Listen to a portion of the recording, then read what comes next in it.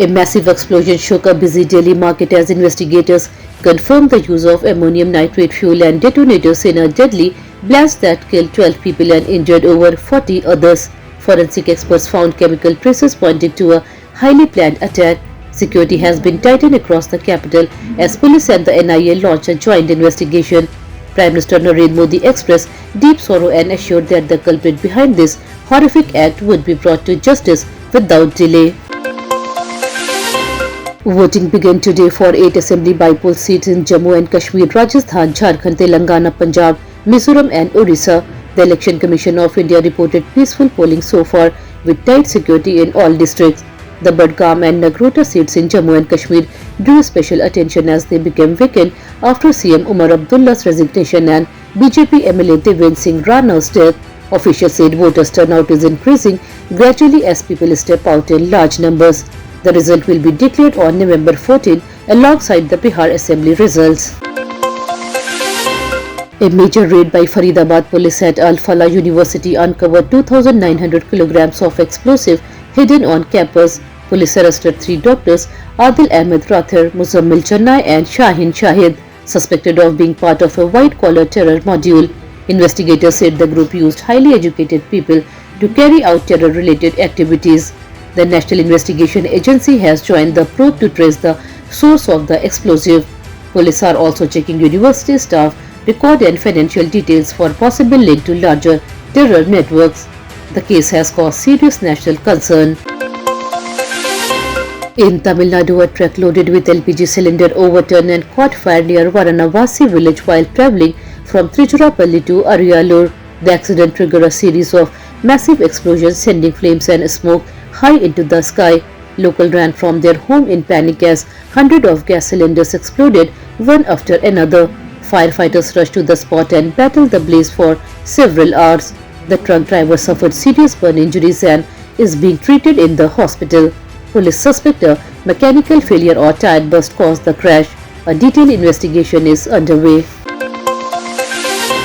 Prime Minister Narendra Modi reached Bhutan today for a 2-day official visit aimed at strengthening friendship between the two countries. He will jointly inaugurate the 1020 MW Punat Sanchu second hydropower project with Bhutan's king. Modi announced a Rs 1000 crore financial aid package to support Bhutan's education, green energy and digital development programs. He will also participate in the Global Peace Prayer Festival and attend celebration for the 70th birthday of Bhutan's 4th king, Jigme Singke Wangchuk. Officials say this visit highlights India's continued support for Bhutan's growth and regional stability. Following the Delhi blast, the Pakistan Air Force has gone on high alert with fighter jets patrolling near the Rajasthan border. Indian defense sources say air surveillance has also been increased on the Indian side. The sudden activity has raised tension in border areas. Meanwhile, the United Kingdom issued a travel advisory asking its citizens to stay at least 10 km away from the India-Pakistan border. Security forces in both countries are on standby. An official said there is no immediate threat but vigilance remains high. US President Donald Trump has filed a $1 billion defamation lawsuit against the BBC over a controversial documentary.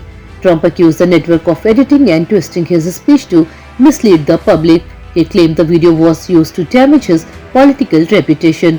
The BBC defended its reporting but admitted some editorial lapses. 2 senior BBC officials have resigned following the uproar. Trump said he will not tolerate fake media attacks. Legal experts say the case could become one of the biggest defamation battles in US media history. Pakistan Army Chief General Asim Munir is set to become the country's first Chief of Defence Forces. This new position will give him complete authority over the Army, Navy, Air Force and the nation's nuclear weapons program. The government plans to pass the 27th constitutional amendment to create this post, saying it will improve defence coordination. However, the opposition walked out of parliament accusing the government of giving too much power to the military. Experts warn this move could increase the army's dominance in Pakistan politics and weaken civilian control further.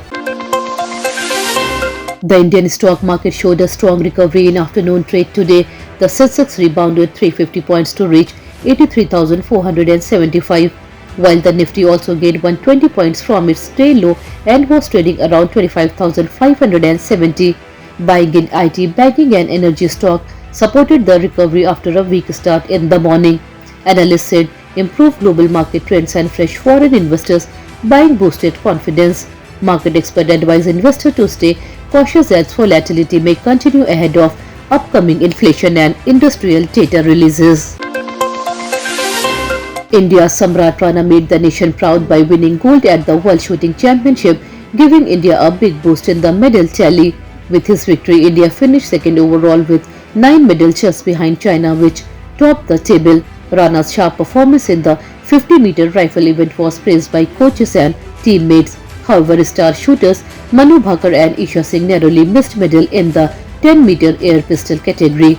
The Indian shooting team said they aim to perform even better in upcoming international events. A strong cold wave has swept across Rajasthan and Madhya Pradesh, where temperature dropped below 10 degrees Celsius in at least 13 cities. Bhopal recorded 9.8 degrees Celsius, almost equal to Shimla's temperature, making it one of the coldest nights of the season. In Delhi, the mercury fell to 9.9 degrees Celsius and the city is under a cold wave alert. Adding to the discomfort, air pollution worsened with AQI crossing 400, placing it in the severe category. Weather experts predict temperature may also drop further in the next 2 days. That's all for today's bulletin. We'll be back with more update next time. Until then, this is Tamanna Rizvi signing off. Have a good day.